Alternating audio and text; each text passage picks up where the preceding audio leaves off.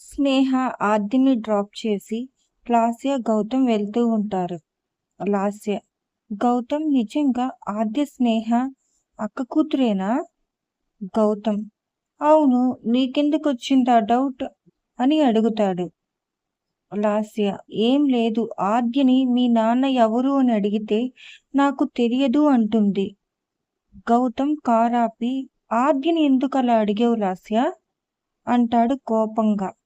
లాస్య: ఏమైంది అడిగితే? ఆద్యకి వాళ్ళ నాన్నెవరో తెలియదా? గౌతమ్: స్నేహ ఆద్యకి వాళ్ళ నాన్న గురించి తెలియకూడదు అనుకుంటుంది. ఇప్పుడు నువ్వు అడిగిన క్వశ్చనే ఆద్య వెళ్ళి స్నేహని అడిగితే తనేం చెబుతుంది ఆద్యకి? లాస్య: ఏమైంది గౌతమ్, ఇద్దరు డైవర్స్ తీసుకున్నారా? గౌతమ్: అసలు స్నేహకి పెళ్ళైతే కదా. లాస్య: వాట్, పెళ్లి కాలేదా? మరి ఆద్య? గౌతమ్ స్నేహ సిద్ధుల గురించి చెబుతాడు. లాస్యకి అది విని సిద్ధు మీద చాలా కోపం వస్తుంది. లాస్య: అక్క తనని అంతలా ప్రేమిస్తే తను ఎలా ఇంత మోసం చేస్తాడు? గౌతమ్: పాపం అక్క ఇంతకాలం ఎంత బాధపడుతూ ఉంటుందో కదా. గౌతమ్ అవును అన్నట్టు తలూపుతాడు. లాస్య: ఆ సిద్ధు చాలా అన్లక్కీ గౌతమ్, స్నేహ అక్కలాంటి మంచి అమ్మాయిని దూరం చేసుకున్నందుకు. గౌతమ్: కానీ నేను చాలా లక్కీ అని స్నేహని గుర్తు తెచ్చుకుని ఆనందపడతాడు. గౌతమ్ లాస్యకి స్నేహని ప్రేమిస్తున్నానని చెబితే అర్థం చేసుకుంటుందనుకుంటా అని చెబుదామనుకుంటాడు. గౌతమ్: లాస్య, నీకొక విషయం చెప్పాలి. లాస్య గౌతమ్ చేయి పట్టుకుని: నన్ను మాత్రం అలా వదిలివేయకు గౌతమ్, నేను తట్టుకోలేను, కళ్ళమ్మట నీళ్లతో అంటుంది. గౌతమ్ చెప్పాలనుకుంది కూడా ఇంకా చెప్పలేకపోతాడు. సిద్ధు వాళ్ళ ఆఫీస్లో. సిద్ధు సుభాష్ని పిలిచి మధు దగ్గరున్న ఫైల్ తెమ్మంటాడు. సుభాష్ ఫైల్ కోసమని మధు దగ్గరకు వెళ్తే మధు: సార్తో సైన్ చేయాల్సిన ఫైల్స్ కూడా ఉన్నాయి, నేను ఇచ్చేస్తాలే ఫైల్ అంటుంది. సుభాష్ సరే అని తన ప్లేస్కి వెళ్ళిపోతాడు. మధు సిద్ధు క్యాబిన్కి వెళ్ళి సార్, మీరు అడిగిన ఫైల్ అంటుంది ఇస్తూ. సిద్ధు ఫైల్ తీసుకోకుండా సుభాష్ అని గట్టిగా అరుస్తాడు. ఆఫీస్ మొత్తం వినిపించేలా. అందరూ సిద్ధు క్యాబిన్ వంకే చూస్తూ ఉంటారు. రమ్య: మళ్ళీ ఏమైంది సార్కి? అసలుకే మధు లోపల ఉంది. మధు ఉలిక్కిపడి ఫైల్ని పడేస్తుంది. సుభాష్ పరుగున వచ్చి ఎస్సార్ అంటాడు భయంగా. సిద్ధు మధు వంక చూసి ఏంటిది అంటాడు. మధు సుభాష్ అర్థం కాక మొహమొహాలు చూసుకుంటారు. సిద్ధు: నేను ఫైల్ ఎవరిని తెమ్మన్నాను అంటాడు కోపంగా. సుభాష్: నన్నే సార్. సిద్ధు: మరి తినెందుకు తెచ్చింది అంటాడు మధు వంక చూస్తాడు. మధు: ఇందులో సుభాష్ తప్పేమీ లేదు సార్, నేనే. సిద్ధు: షటప్ అంటాడు గట్టిగా. మధుకి కళ్ళమ్మటి నీళ్లు వస్తాయి. సిద్ధు సుభాష్ వంక చూస్తాడు. సుభాష్: సారీ సార్ అని కింద పడిన ఫైల్ తీసి సిద్ధుకి ఇస్తాడు. సిద్ధు: నీకు చెప్పిన పని నువ్వు చెయ్యి అని మధు వంక చూస్తూ, నీకు చెప్పిన పని చేస్తే చాలు, అనవసరమైన వాటిలోకి రాకు. మధు: సారీ సార్ అంటుంది. సిద్ధు గెటౌట్ అంటాడు. సుభాష్ మధు బయటికి వెళ్ళిపోతారు.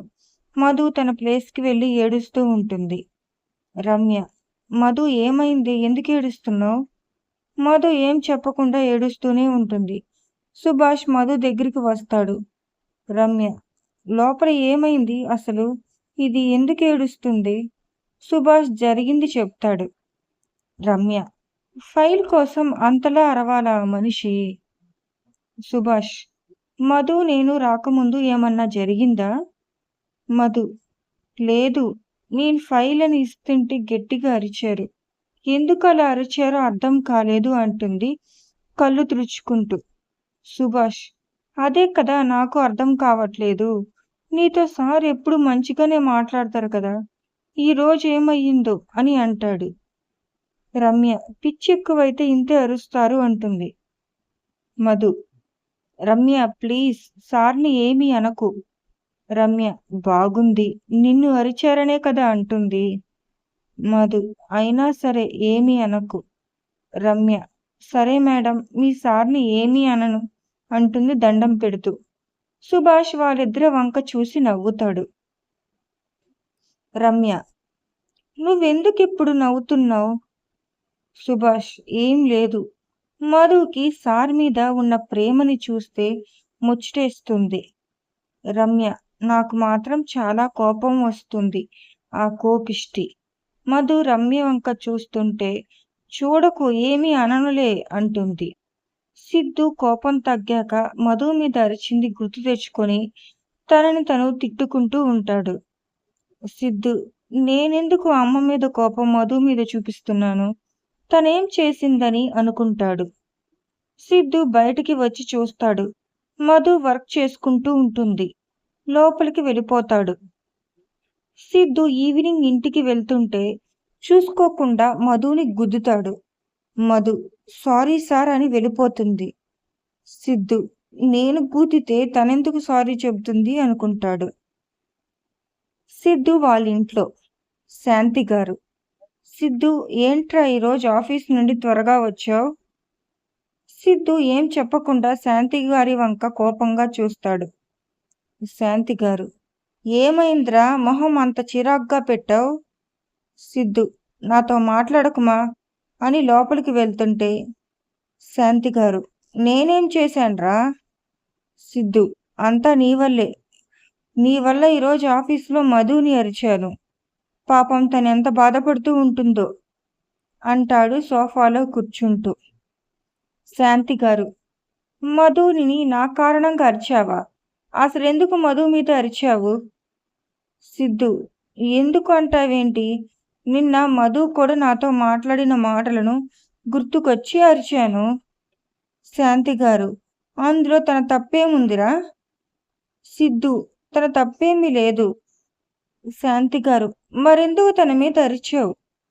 సిద్ధు: అరిచిన తర్వాత తెలిసింది తన తప్పేమీ లేదు అని. అంతా నీ వల్లే. నువ్వు మధు గురించి నా దగ్గర మాట్లాడకుండా ఉంటే ఇలా జరిగేది కాదు. శాంతి గారు: బాగుంది. అరిచింది నువ్వు నన్నంటున్నావా? సిద్ధు: పాపం నా వల్ల ఏడ్చింది. శాంతి గారు: అంత బాధ ఉంటే వెళ్ళి సారీ చెప్పు. సిద్ధు: నువ్వు చెప్పకపోయినా అదే చేసేది అని లోపలికి వెళ్ళిపోతాడు. శాంతి గారు చిన్నగా నవ్వి, నాకు తెలుసురా నీ గురించి. దేవుడు వీళ్ళిద్దరిని నువ్వు కలపాలి అనుకుంటుంది. వీడియోను ఆస్వాదించినందుకు ధన్యవాదాలు. ఇంకా ఎక్కువ భాగాలు చూడాలంటే సబ్స్క్రైబ్ చేయండి. మీ అభిప్రాయాలను కమెంట్లో పంచుకోండి. తరువాతి భాగంలో కలుద్దాం.